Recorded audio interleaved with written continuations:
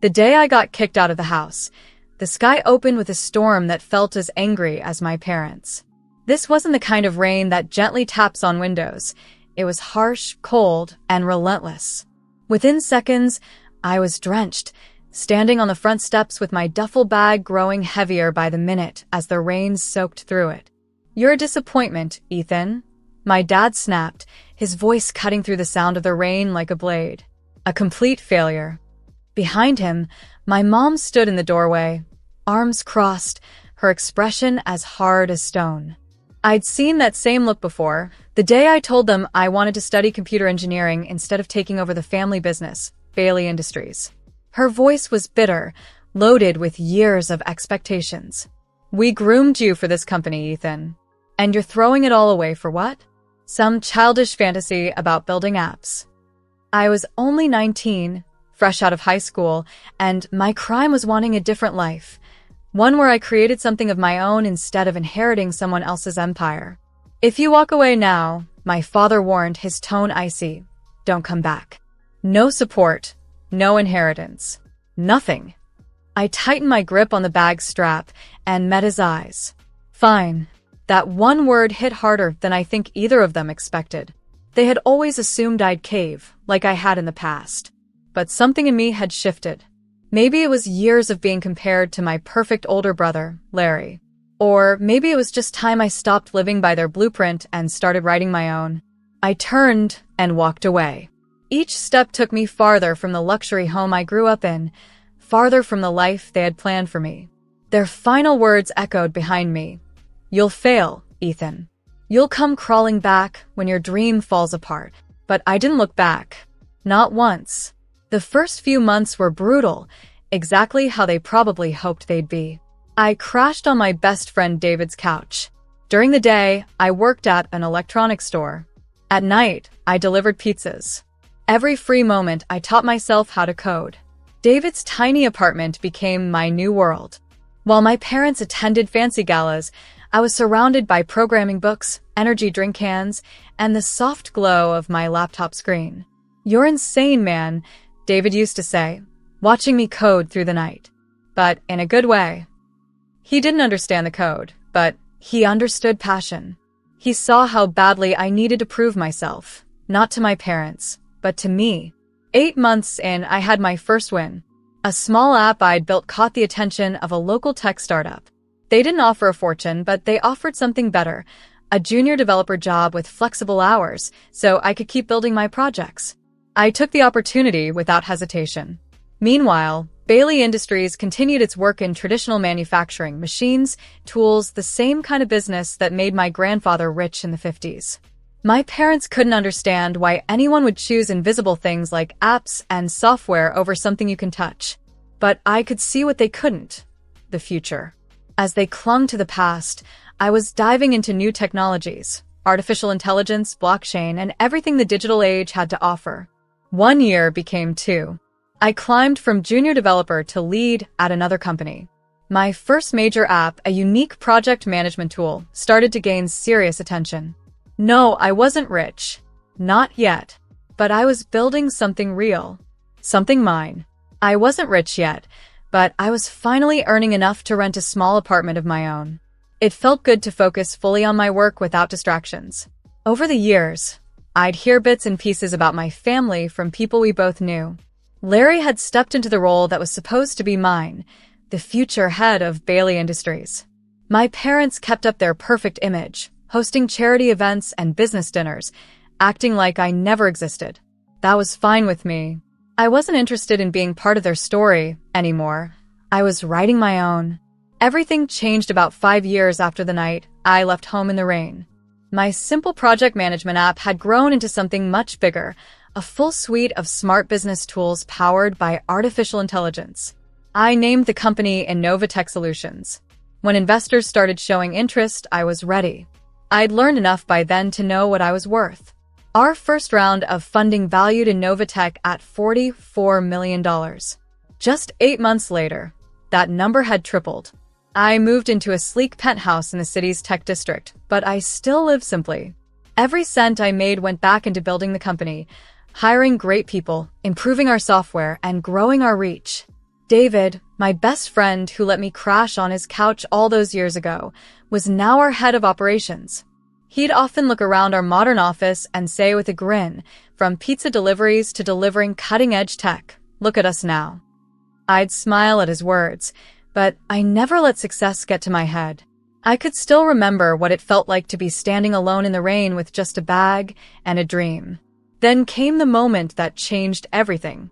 I was in my office, going over a list of companies we might want to acquire. These were businesses with potential, ones that could help Innovatech grow even faster. That's when I saw a name I hadn't thought about in a long time: Bailey Industries. My family's company was in trouble. While I had embraced innovation, they had stayed stuck in the past. Their profits had been falling for a year straight. They needed to modernize fast, or they'd collapse. I looked deeper into their financials. Things were worse than I expected. A $8 million investment could keep them going long enough to catch up with the world. As I stared at the screen, my phone rang. It was a number I hadn't seen in years, but I recognized it instantly. My father. I let it ring 4 times. Each tone reminded me of that stormy night he told me I was a failure and not to come back. On the 5th ring, I answered. "Hello, Father," I said calmly. "I've been expecting your call." There was a long silence, and then I heard him clear his throat. His voice, once so strong, now sounded different, almost unsure. "Ethan," he began, "we need to talk." I leaned back in my chair, looking out over the city skyline. "Yes," I replied. "I believe we do." Walking into Bailey Industries after 8 years felt strange. Nothing about the place had changed. The same massive stone building. The same golden letters are on the front. The same serious-faced security guards at the door. But I had changed. As I walked through the familiar lobby, memories came flooding back. Summer days watching my dad in meetings, weekends touring the factory, and all those lectures about legacy and duty. "Mr. Bailey," the receptionist said, her eyes widening slightly when she recognized me. "Your father is waiting in the main conference room." I nodded, adjusting the sleeve of my Italian suit. Not because I was nervous. That version of me was long gone. Success has taught me many things. One of them was how important appearances are. But unlike my family, I never let appearances fool me. I knew they were just for show. As the elevator climbed to the top floor of Bailey Industries, I mentally reviewed the numbers again. The company was bleeding money. Their quarterly profits had dropped by 60%, and their stock had crashed from $95 to just $14 a share. They didn't just need money, they needed a total transformation. The elevator doors opened, and I stepped into the conference room. I was not prepared for what I saw. My father, once the unshakable Raymond Bailey, looked worn down. His expensive suit hung loosely on a thinner frame, and the spark in his eyes was gone. My mother, always polished and perfect, sat beside him with smudged makeup, like she'd been rubbing her eyes. By the window stood Larry, my older brother. He'd put on weight, his face puffy with stress and years of excess. The golden boy didn't look so golden anymore. "Ethan," my father said, standing up. He started to extend his hand, then hesitated and pulled it back. "Thank you for coming." I sat at the opposite end of the table and set down my briefcase. "Let's skip the small talk," I said. "I've seen your numbers." Larry turned from the window, red in the face. "So, you've been spying on us?" "Public information, Larry," I replied calmly. "Your company's decline isn't exactly a secret." My mother flinched when I said your company. "Not ours. Not anymore. We've had some setbacks," my father started, slipping into his usual calm, business-like tone. "The market has changed, and our traditional customers, your customers are leaving because you refuse to evolve." I interrupted. "The world is digital now. Manufacturing isn't just machines, it's smart systems, IoT integration, predictive maintenance using AI. Larry rolled his eyes. "And now you're an expert? Because of some little software programs?" Without saying a word, I pulled out my phone and opened an app. A second later, the conference room screen lit up with Innovatech's latest performance report, $800 million in revenue for 120% year-over-year growth, and contracts with Fortune 387 companies. The room went dead silent. "You're the founder of Innovatech?" my mother whispered. "CEO and majority shareholder," I confirmed. Those little programs built a company worth more than Bailey Industries ever was, even at its peak. My father's face turned pale. I knew what he was thinking.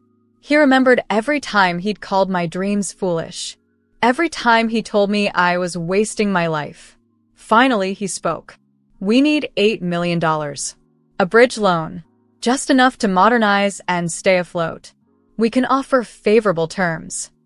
"I'm not here to give loans," I said flatly, opening my briefcase. "I'm here to acquire." The word hit the room like a storm. Larry stepped forward, his face twisted with rage. "You want to buy us? Your own family?" I gave a short laugh. "Wasn't it you, Larry, who told everyone at your engagement party that you were an only child? That I didn't exist?" He froze, caught off guard that I knew. "Ethan," my mother said softly, her voice slipping into the pleading tone I remembered from childhood. The one she used when trying to convince me to study business instead of programming. "Please, we're still your parents." "No," I said firmly, locking eyes with her. "You lost the right to call yourselves that 8 years ago. This is business. Nothing more." I pulled out a thick stack of papers and placed them on the table. "Innovatech will acquire Bailey Industries for $50 million.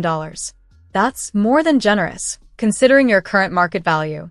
We'll keep most of the employees," I said, my voice steady.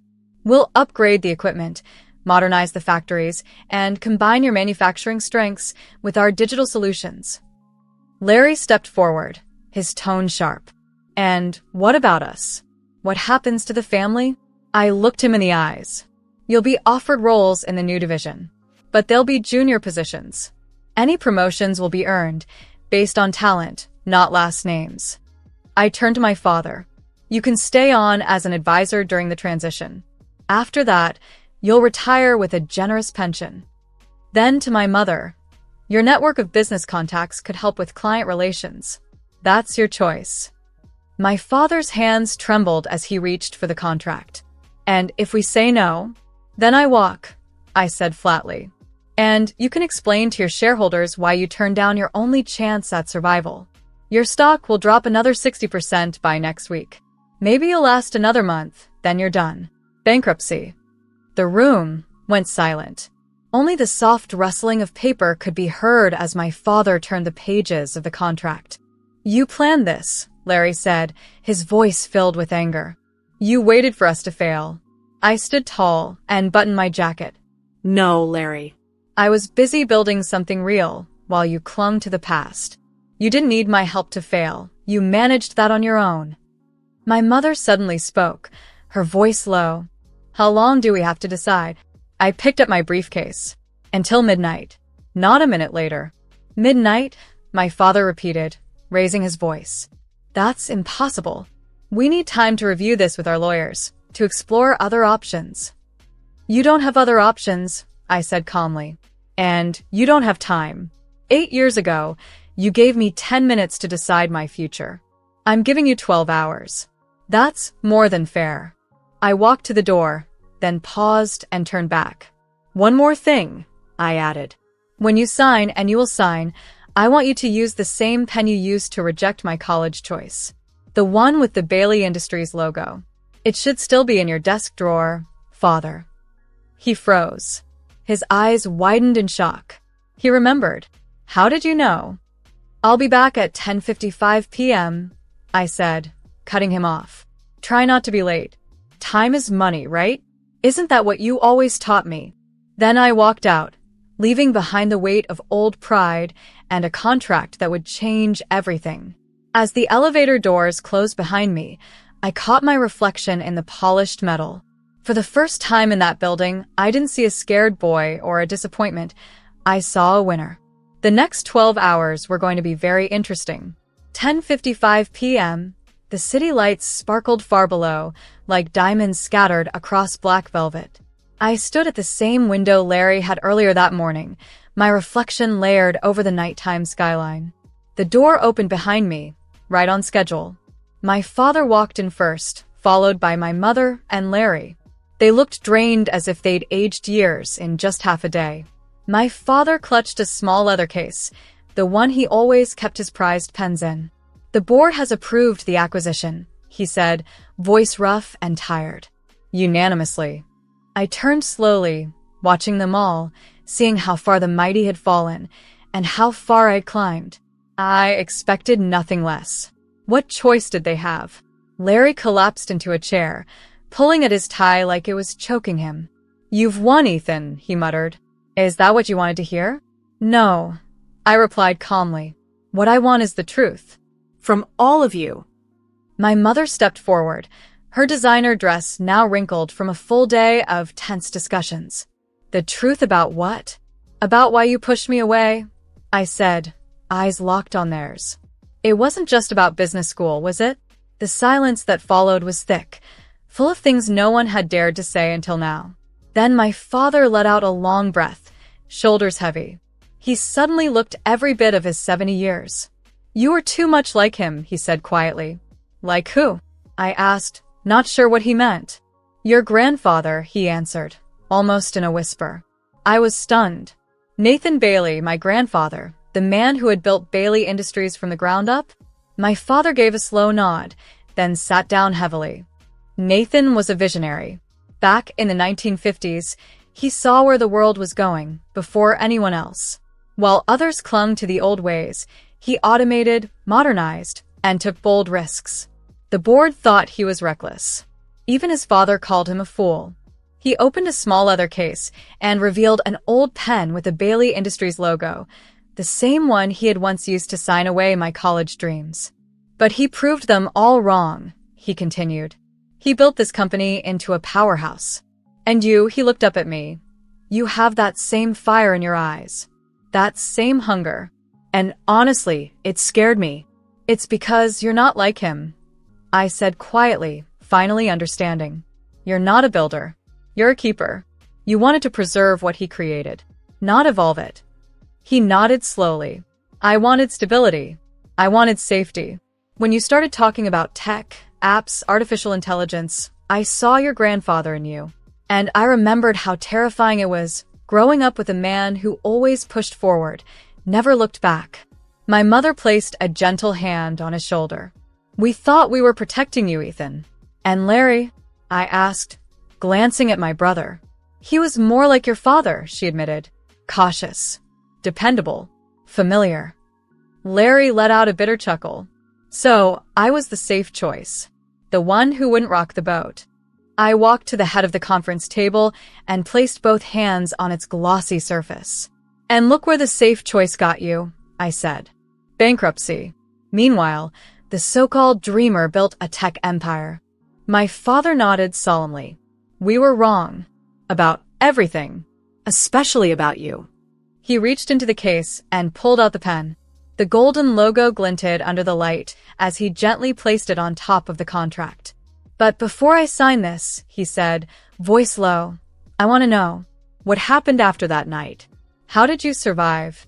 I sat down across from him, a part of me finally ready to share what I'd held in for years.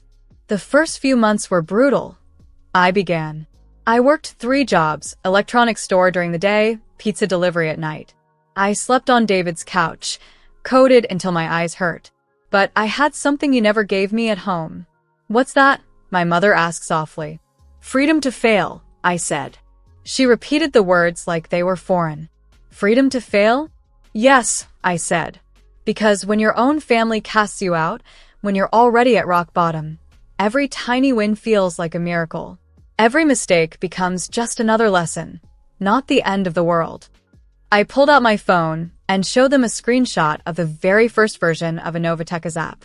It was clunky, ugly, and barely worked, but it did work. And each update after that made it better. Larry leaned in, curiosity replacing bitterness. "And the investors? How did you get them to fund you?" "I didn't," I replied with a small smile. "They came to me. By then, I already had paying customers and working tech. I didn't need their money. They needed my innovation. Just like Bailey Industries needs it now," I added, my gaze settling on my father.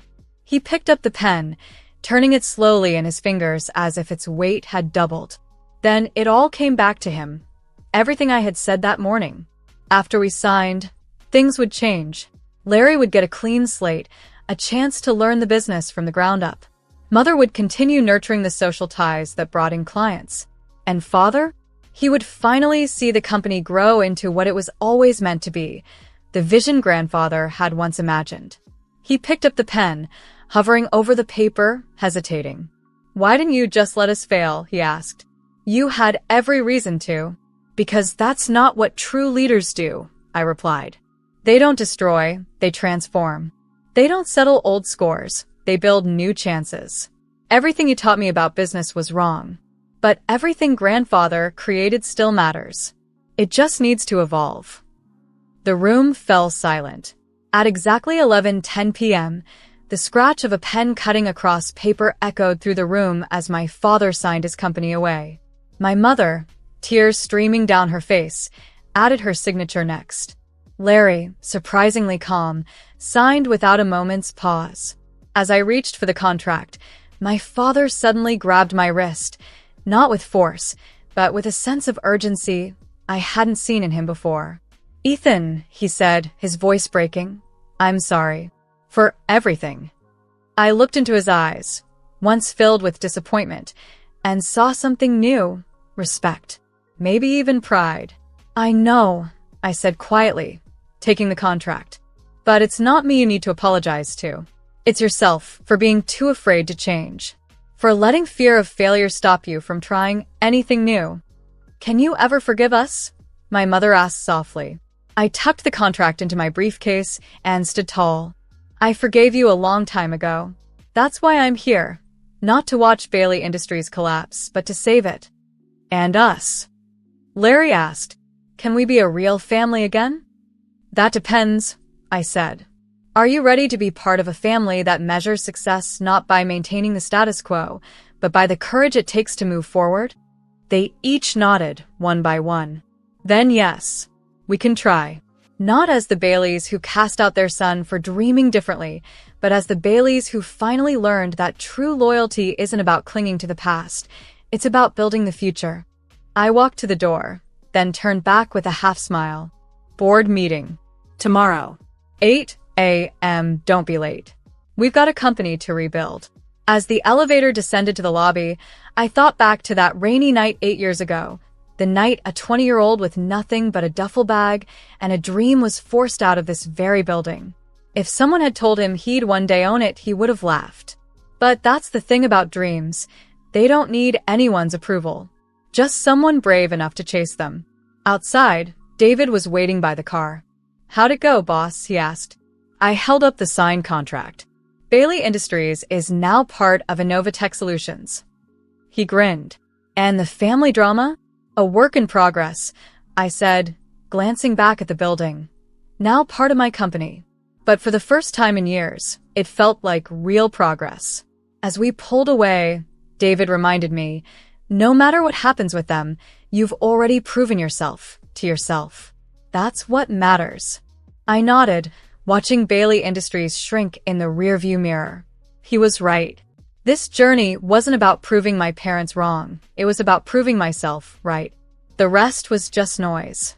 Tomorrow would bring challenges, integrating 3 companies, modernizing old systems, and rebuilding trust. But I was ready. I was Ethan Bailey, the outcast who came back victorious, the so-called failure who redefined success, the son who surpassed his father's legacy by daring to write his own, and this was only the beginning.